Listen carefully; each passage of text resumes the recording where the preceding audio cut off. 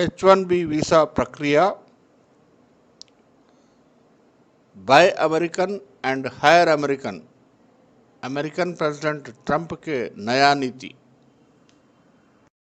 दूसरे देश के लोगों को अमेरिका देश में प्रवेश करने के लिए जो पत्र देता है वही को अमेरिकन वीसा कहा जाता। वह दो प्रकार के होते, immigrant visa, non immigrant visa. America में एक स्थायी निवास परमानेंट रेजिडेंट होने के लिए जो आदेश पत्र दिया जाता है उसी को इमिग्रेंट वीसा कहा जाता। कुछ समय के लिए अमेरिका में रहने के लिए जो आदेश पत्र दिया जाता उसी को नॉन इमिग्रेंट वीसा कहा जाता है। वीसा समाप्त होने के बाद वो अपने देश को वापस लौटना है। उदाहरण, टूरिज्म के वास्ते, मेडिकल ट्रीटमेंट के लिए, व्यापारी संबंधित काम के लिए, अस्थायी रूप से काम करने के लिए और शिक्षा अध्ययन करने के वास्ते आने के लोगों को नॉन इमिग्रेंट वीसा दिया जाता है।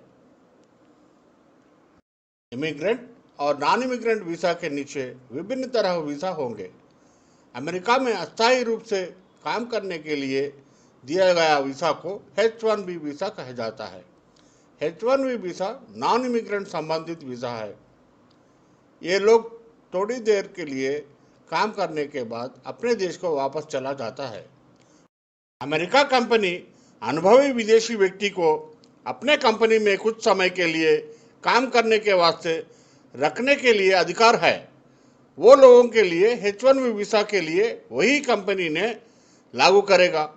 कंपनी ने अमेरिकन इमिग्रेशन डिपार्टमेंट से H1B वीसा प्राप्त करेगा।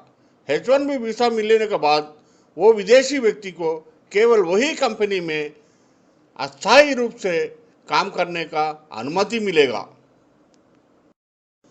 वो व्यक्ति किसी कारण से वह खुद कंपनी के साथ काम करना नहीं चाहता तो और कंपनी ने उसे निकालना चाहे तो तुरंत उसे किसी अन्य कंपनी में शामिल होना होगा या उसे देश छोड़ना होगा।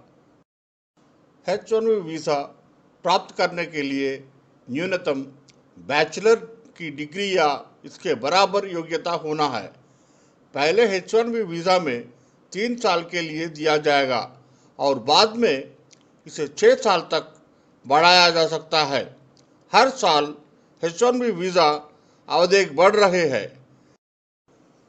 H1B वीज़ा अस्थायी श्रमिकों के लिए रोजगार आधारित वीज़ा है जो US वर्क वीज़ा के बीच सबसे अधिक प्रतिष्ठित होने के नाते केवल 85,000 H1B वीज़ा हर साल जारी किए जाते हैं, जिसमें छात्रों के लिए 20,000 शामिल है। भारतीय आईटी कंपनियों का लगभग 17,000 से 18,000 के लिए खाते हैं। प्राथमिकता श्रेणी में उनमें से कई जहां $1,225 के अतिरिक्त शुल्क का भुगतान करके वीज़ा प्रसंस्करण तेजी से आगे बढ़ता है। भारतीय कंपनियां इस कार्यवाही के लिए तत्काल कार्यवाही पर अपने कर्मचारियों को अमेरिका भेजती है। सामान्य प्रक्रिया के माध्यम से वीज़ा प्रसंस्करण में 3 महीने तक लग सकते हैं। दूसरी कंपनियां से प्रतिस्पर्धा के कारण कंपनियां उस समय के लिए इंतजार नहीं करना चाहते हैं। भारतीय और चीनी कर्मचारियों को ऐसी परियोजनाओं को लिए पसंद किया जाता है क्योंकि वे प्रतिवर्ष $60,000 माने 40 लाख रुपए का वेतन में काम करेगा। इसी काम के लिए अमेरिका श्रमिकों के वेतन लगभग 2 गुना है। 2016 में US citizenship and immigration services ने घोषणा की ही उन्हें प्रक्रिया शुरू करने के 5 दिनों में भीतर 2,36,000 H1B आवेदन प्राप्त हुए। ये संख्या सामान्य श्रेणी 65,000 से 3 बार से अधिक है।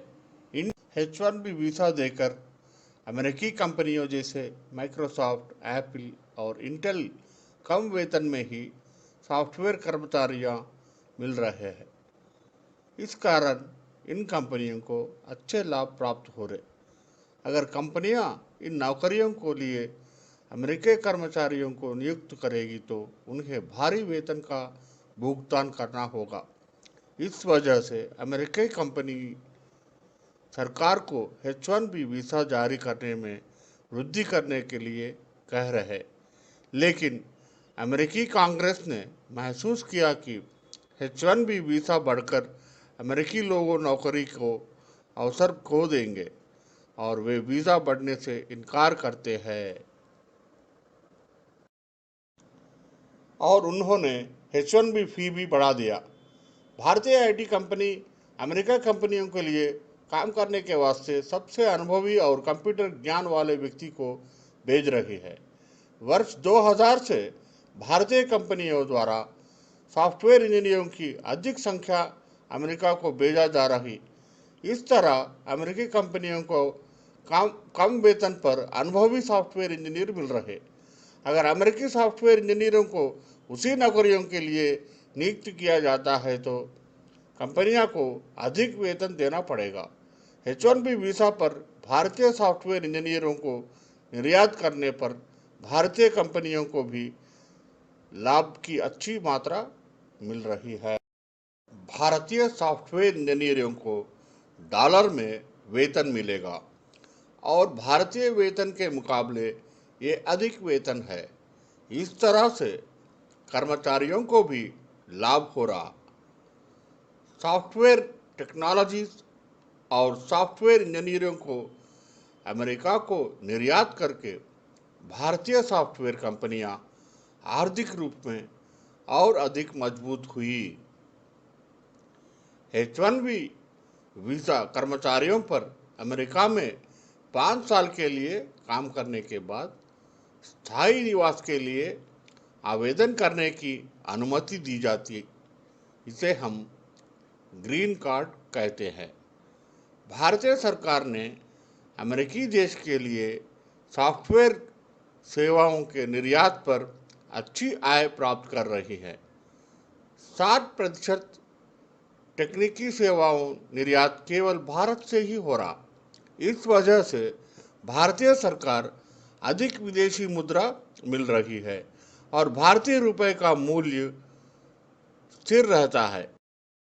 इंडियन आईटी कंपनियों ने अमेरिका बाजार से सालाना लगभग $60 बिलियन कमाया जाता है, जो अमेरिका कंपनियों के शीर्ष पर सेवाएं प्रदान करता है। अब यह स्थिति पूरी तरह से परिवर्तन होने जा रही है। ट्रंप अमेरिका के राष्ट्रपति बनने के बाद एक बार फिर पूरी स्थिति बदल गई है। अमेरिकी देश के राष्ट्रपति बनने के बाद ट्रंप H-1B प्रक्रिया प्रणाली को बदलने की कोशिश कर रहा है। जैसे H-1B कर्मचारियों ने न्यूनतम वेतन $60,000 से बढ़कर $1,30,000 प्रतिवर्ष हो जाते हैं। H-1B वीज़ा कर्मचारियों के लिए न्यूनतम वेतन बढ़ाने के द्वारा अमेरिकी कंपनियों के मुनाफे की भारी मात्रा में कमी आएगी। भारतीय आईटी उद्योग की सबसे खराब आशंका सच हो रही है। संयुक्त राज्य सरकार ने 3 अप्रैल से शुरू होने वाले 6 महीनों के लिए H-1B वीज़ा के तेजी से नतीजे निलंबित कर दिया।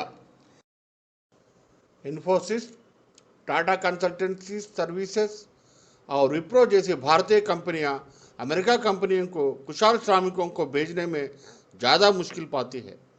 अमेरिकी राष्ट्रपति डोनाल्ड ट्रंप द्वारा अभी तक हस्ताक्षर किए जाने वाले H-1B वीज़ा में सुधार के लिए एक प्रस्तावित विधेयक आ रहा है।